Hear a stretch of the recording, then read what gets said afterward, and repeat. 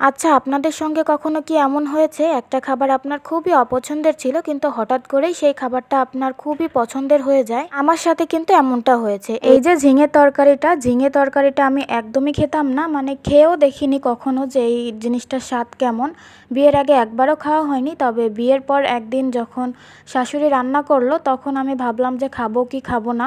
পরে আবার ভাবলাম যে নতুন বউ যদি বলি এটা খাবো না ওইটা খাবো না তাহলে আবার কেমন দেখায়।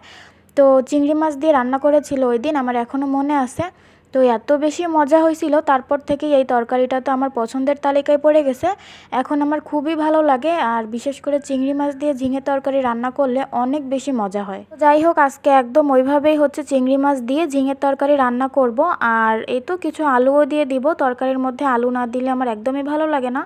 তো ঝিঙের মধ্যে আমি কিছুটা পরিমাণ আলুও দিয়ে দিলাম, আর এদিকে হচ্ছে একটু ঢেঁড়স ভাজি করে নিচ্ছিলাম। ঢেঁড়সটাও চিংড়ি মাছ দিয়ে ভাজি করব, আর সাথে একটু আমডাল করব। আজকের রান্না একদমই সাধারণ।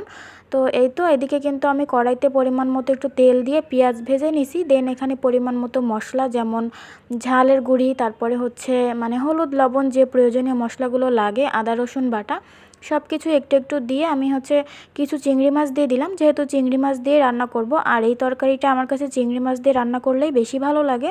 তো চিংড়ি মাছটাও সুন্দর করে কষিয়ে আমি এখন এই তো ঝিঙে আর আলুটা কেটে যে ধুয়ে রাখছিলাম ওটাই দিয়ে দিব। দিয়ে সুন্দর করে কষিয়ে নিয়ে আমি এখানে হচ্ছে পরিমাণ মতো পানি দিয়ে দিব। একটু ভালোভাবে কষালে এটা কিন্তু এমনিতেই সিদ্ধ হয়ে যায়, আর বেশি পানি দেওয়া লাগে না।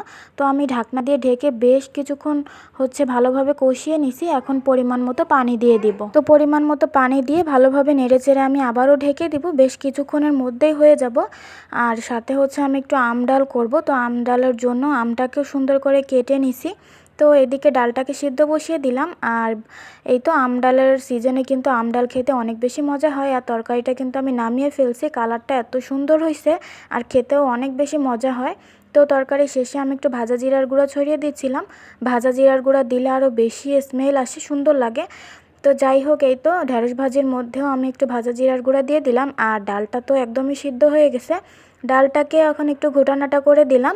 আর ডালটা ঘোটা হয়ে গেলে এখানে পরিমাণ মতো পানি দিয়ে দিব। আর আম ডাল কিন্তু আমাদের বাসায় সবাই অনেক বেশি পছন্দ করে। আমের সিজনে আম ডাল, টমেটো সিজনে টমেটোর ডাল, তারপরে আমড়ার সিজনে আমড়ার ডাল, এই ধরনের টক জাতীয় জিনিস দিয়ে ডাল রান্না করলে কিন্তু অনেক বেশি মজা হয়। তো আমগুলো দিয়ে আমি এখানে পরিমাণ মতো হলুদ আর লবণ দিয়ে দিলাম। দিয়ে ভালোভাবে একটু নেড়ে চেড়ে মিশিয়ে নিব। আর এদিক থেকে হচ্ছে ডালটা একটু বলক চলে আসলে আমি ডালটাকে তেলে দিয়ে নিব। তো বেশ কিছু পেঁয়াজ রসুন আমি ভালোভাবে তেলে ভেজে নিয়ে এখন ডালটাকে তেলে দিয়ে দিলাম। তো এই ছিল আজকের আমার রান্না বান্না। ভিডিওটা কেমন হয়েছে অবশ্যই কমেন্টে জানিয়ে দিবেন। সবাই ভালো থাকবেন। আল্লাহ হাফেজ।